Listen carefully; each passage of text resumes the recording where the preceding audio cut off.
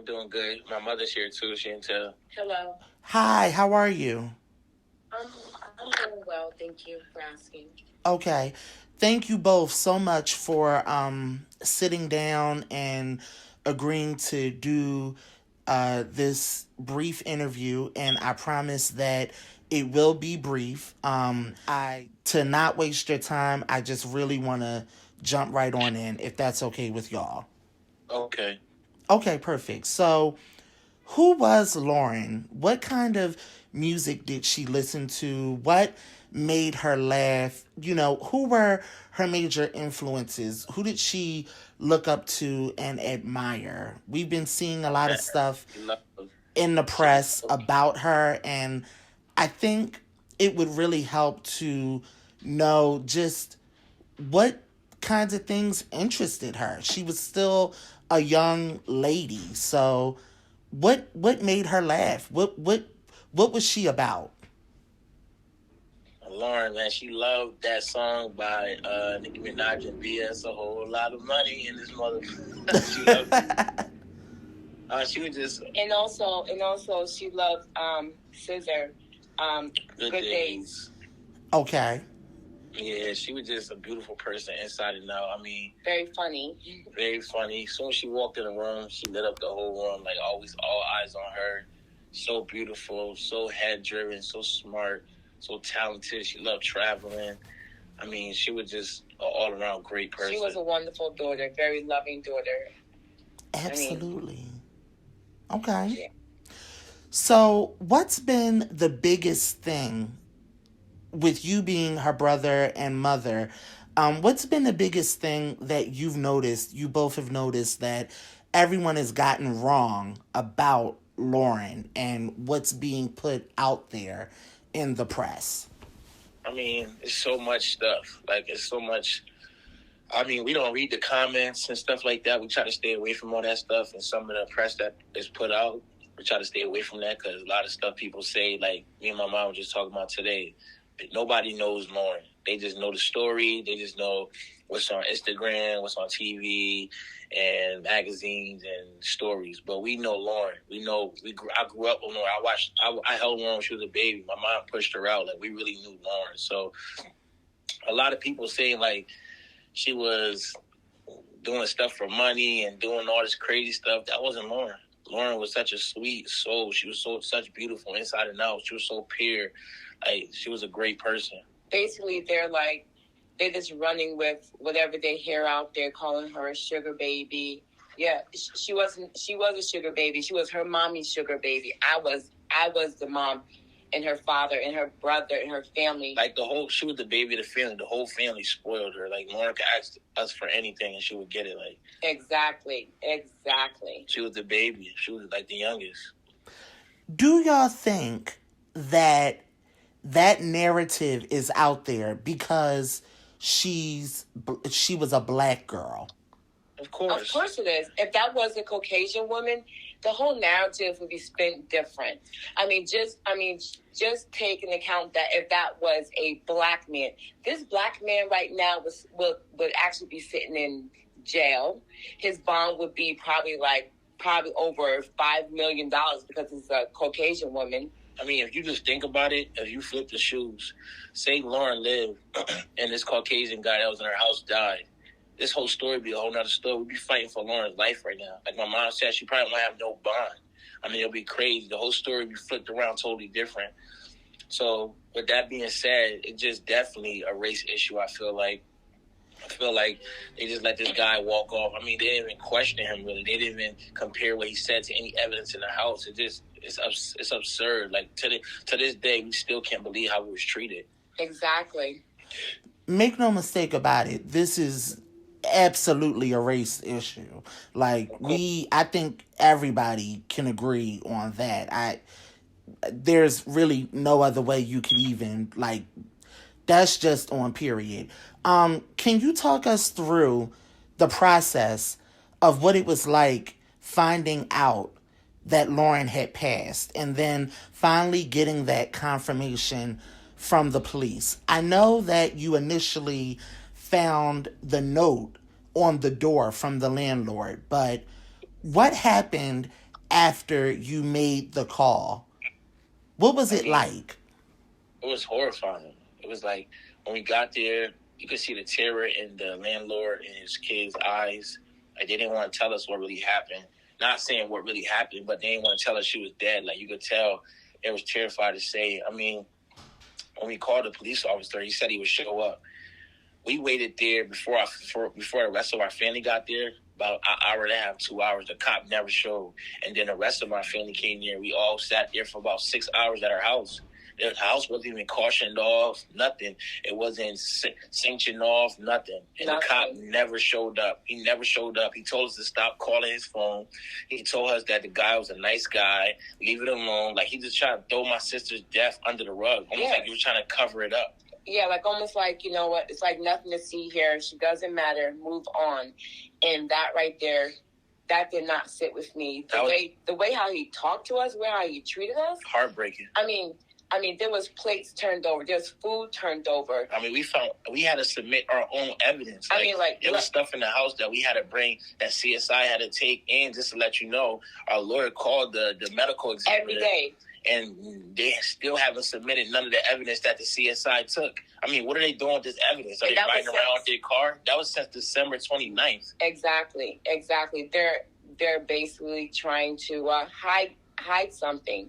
You know, like, thank God that our family are fast-thinking people, because we took videotape of the whole entire apartment as we walked into it. I mean, my family is a real tight-knit family, highly educated, and this didn't seem right, and we was not going to let it blow over. We was going to scream our voices to the top of every mountain, every pyramid, every city, every building until we was heard. And like you see, we are heard now. Absolutely.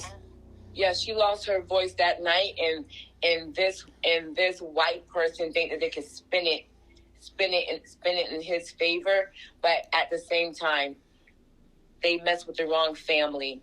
I am going to keep talking. She lost her voice that night, but the family, we are her voice. Definitely.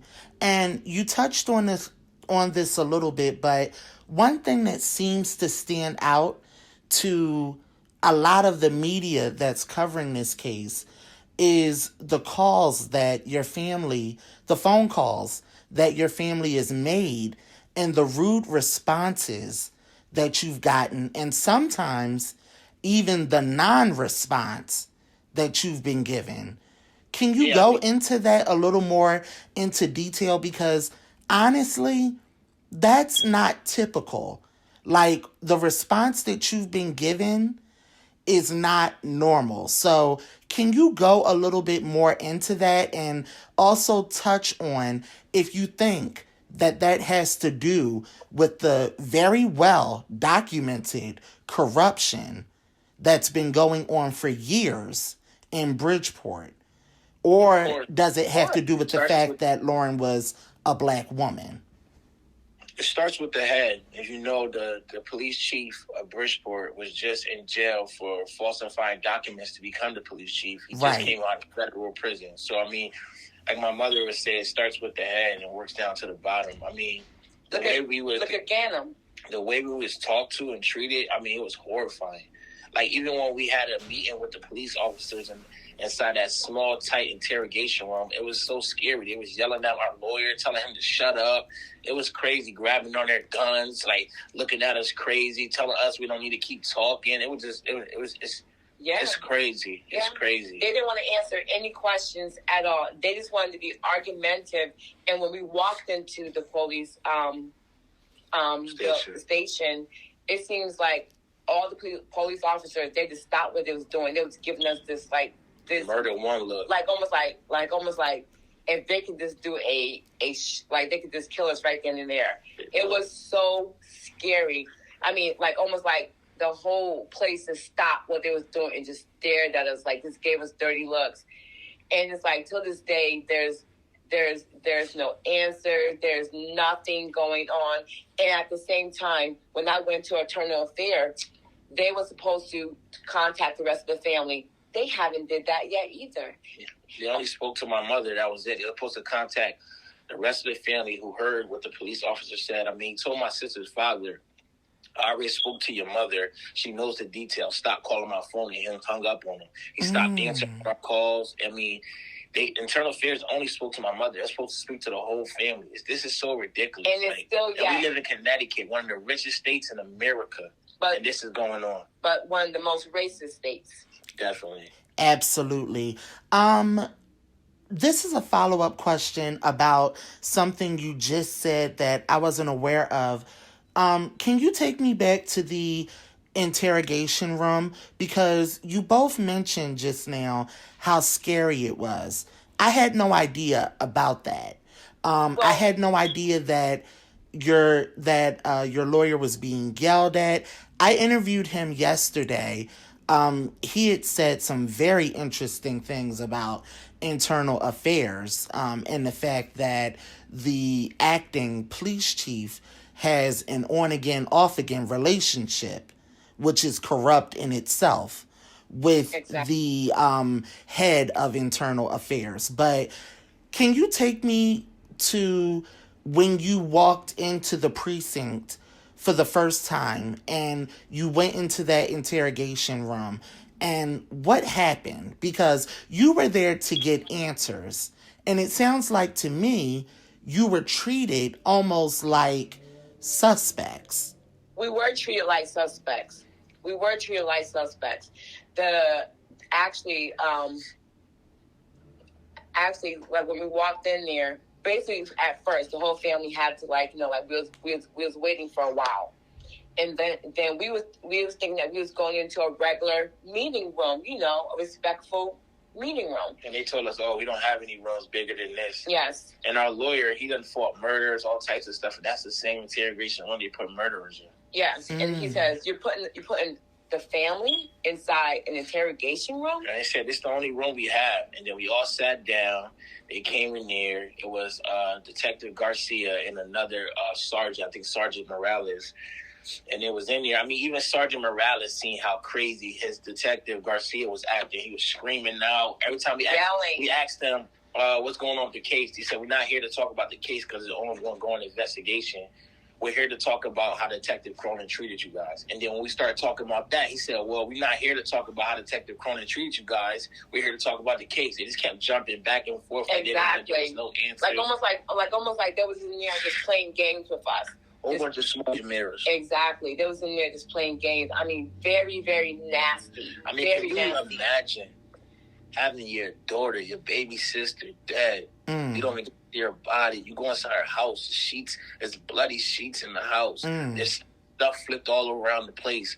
I mean, the horror, the terrifying. You thinking what your sister, your daughter went through, and we go to the police just to get answers, just to find out what's going on. They treat us so horrible. I mean, it was so horrible how they treated us, man. I cannot keep expressing that. Wow. You know what? To this day, I'm super scared of the police. I mean, we don't have no faith in the Bridgeport police. Exactly. At all. Exactly. And the thing about it is that, the more we fight, the more I get nervous and scared for my family. But at the same time, I'm not going to stop talking. I don't care how scared I get, but my scaredness, every now and then, it'd be like, you know what? You fight for your daughter. You fight for your daughter. No matter how much times I have breakdowns and the family have breakdowns, but we are going to fight. And the way how they treat us, they basically, if they could, they would arrest us all that day. Just to shut us up. Exactly. I definitely believe that they were hoping this was going to go away.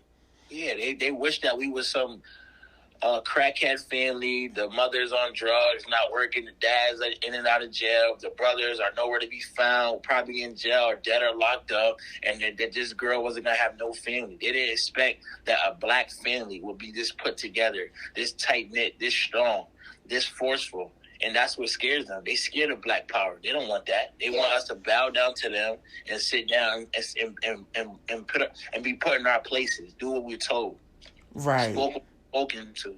And then as more people began to, like, when it began to hit the Shade Room and Cardi B and all these other people began to become interested in it, it was made clear at that point that it wasn't going anywhere. So now they're doing something, but even then it's like, they're not doing nothing. right, because there are too many unanswered questions, and it's just, it still seems like a big, just it's shady. yeah, it seems like there's something just is not right about it. But let me ask you this: what was your interaction like initially with Officer Cronin?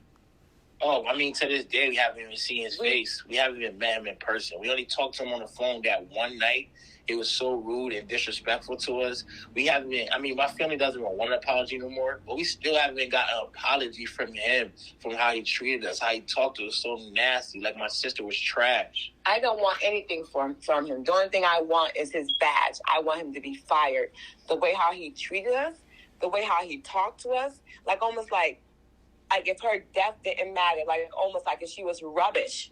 He treated her like she was rubbish. Somebody that deals with death all the time on a regular basis, if you start to get numb to it, this is not the job for you anymore. Exactly. I don't got sincere feelings and care about the Phillies' mourning, their grief, their pain. We lost somebody that we love dearly. It looks like Bridgeport do not have a protocol when it comes to Black families on how to treat them, how to speak with them. The thing about it, you're going to tell the family, oh, we didn't need you to identify her. We identified her by her passport. Basically, they didn't even let us know till almost 2 days later. Exactly. What if we was on vacation and we wasn't here and Lauren was here? What, we would have found out a week later, a month later? What if he wasn't a tight-knit family? When would we have found out my sister was dead? Wow. Basically, they're saying that basically they didn't need us. And trying to exclude the family, her family, from her own death. They literally try to exclude us and cover this up. Do you know that when a person passes away, they have 24 hours either to reach out by telephone call or either a knock on the door? And we kept calling Lauren's phone. They got Lauren's phone and inside the police station under investigation. It says mom, it says brother, it says auntie calling. They never answer the phone. Exactly. They never answer the phone at all. And the thing about it that's so funny, how they did an autopsy right away without the family's permission or anything. How they know that we are the type of family that actually wanted that done, but they took, like, almost like she was a Jane Doe to them, even though they had a passport. Passport says where she traveled. People have fake passports all the time. They don't know if that was really her. They didn't even let us see her body until we went to the medical examiner, and then we only saw a picture. Wow. Yeah. Insane. It's plain cruelty. What are... Go ahead. I'm sorry. And the thing about it is that this Caucasian guy is only doing his narrative of it. You know, right. he's trying to change the story to fit him. But there's a lot of moving parts that's actually not being told at all. You know, that is taking what he's saying. I mean, my son went to pick up his clothes that night. Lauren was in perfect health, laughing and joking. How does 1 minute she's talking with her brother, giving him the bag of clothes, the next thing you know, she's like drunk, out of her mind. She can't talk. He said that when he met her, she was drunk. She was like couldn't even, like, throwing up, and so they started using mixers to drink. Who the hell gets drunk out their mind with liquor and then uses mixers to drink? If you're drunk to that point where you're throwing up, you're going to stop drinking. And then when we got the autopsy report, the legal limit for driving was a 0.8. Her liquor substance in her body was only a 0.4. So that shows she wasn't even drunk. So he's lying. He's clearly lying. I seen her. She looked in perfect health.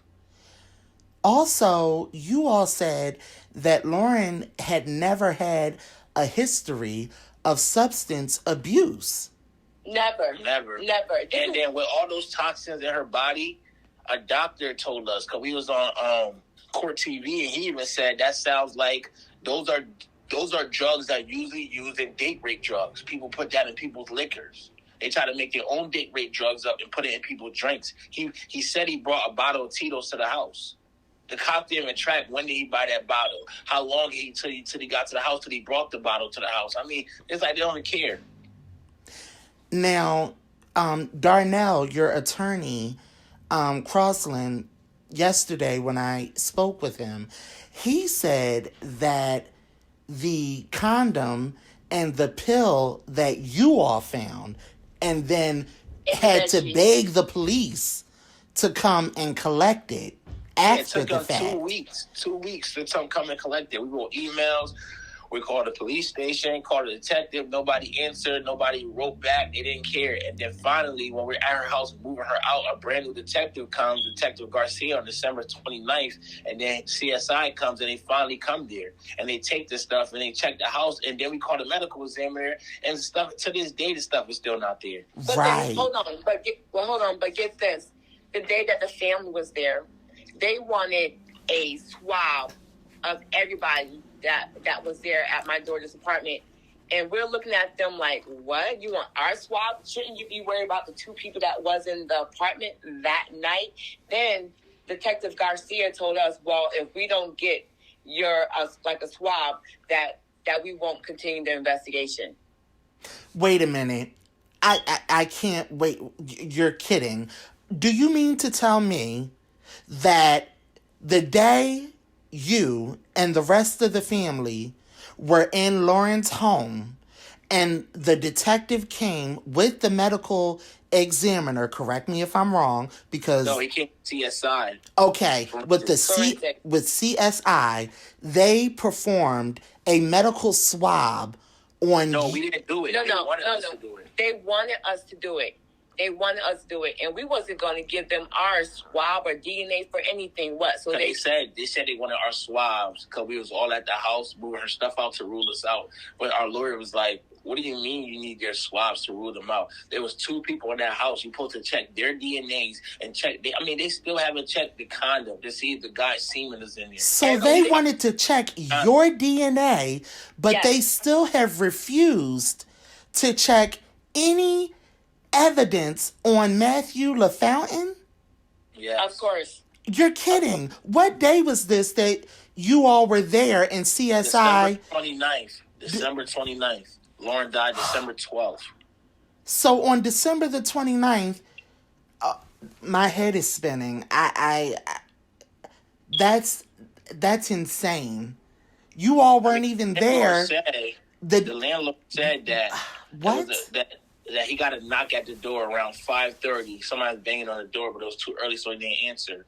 Around between 7 and 8 o'clock, the police came back, and they said, hey, we knocked on your door earlier. The 911 calls me at 6 o'clock in the morning. So who knocked on the door at 5:30? They don't even know that. Were there any cameras, surveillance?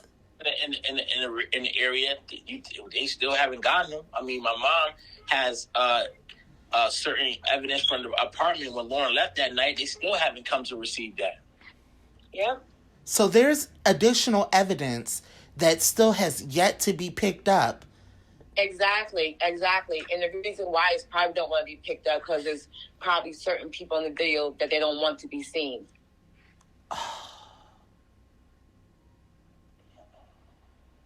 Oh my God.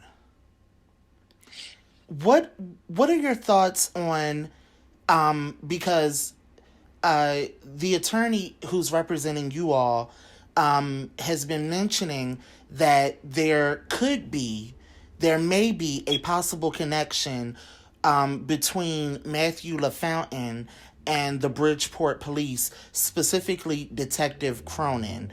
What are your thoughts on that? Is that, I know you all don't know much about him, but Matthew LaFountain specifically, but what are your thoughts on that? Is that something that could be a possibility to you all, knowing the history of corruption with the Bridgeport police?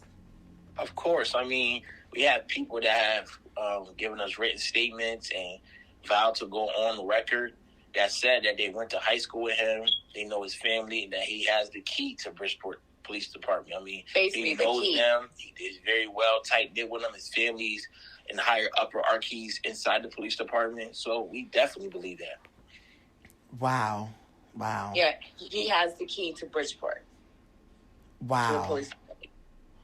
Okay, so then the police decision to not question Matthew LaFountain, which still baffles a lot of people, isn't really surprising to people who know him. I mean, do you all know anything about him, No, now? Like, we don't know, but we don't know. We don't know anything that's 100% factual. We know what people that have showed us like pictures that, they might have went to high school with him and grew up with him, but we don't know. I mean, we don't know this guy. We didn't even know if my sister even knew this guy. We didn't know anything about him until this case.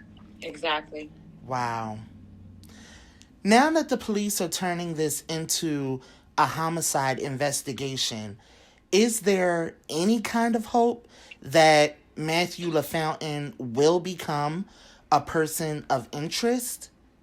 I mean, honestly, from everything that we have went through with Eternal Fears, them setting up meetings, we just think this is another smoke and mirror. Like, we just feel like they just said that to calm the public down, to give everybody a little relief. But I think in months to come, that we'll see that it's another smoke and mirror, because they're just saying this. I mean, I don't believe anything they say. They're just actually trying to throw this out to actually almost like they just want to calm the public down. They want people to stop talking about it. They want to focus off of Bridgeport, off of the police station, off of Matthew LaFountain. They want something else bigger to come up that'll push this story away. Yes, they just basically they want this story to end. They want it to go away. Wow.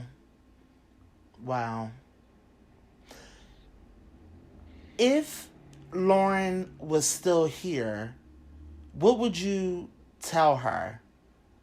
If you could say one more thing to her. I would tell her I love her, I miss her, and that night she left, I would have asked her to stay at my mom's house that night. I would have asked her not to leave. I would have said I needed her to stay. I just wish she would have stayed with us that night. She would have been safe. If I could say something to her? Yes. It's okay, Mom.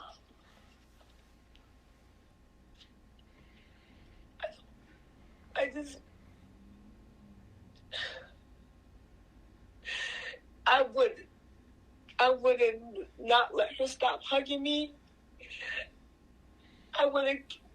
She laid on top of me and she was saying, "Mommy, I love you." It was my son and her laying in my bed, and she kept on saying, "I love you, Mommy." I just wish that she never left. I would still have her here. Every time I think about it, it's almost like it's like just keep going back and forth in my mind, that if I held on to her a little tighter, she would still be here. Wow.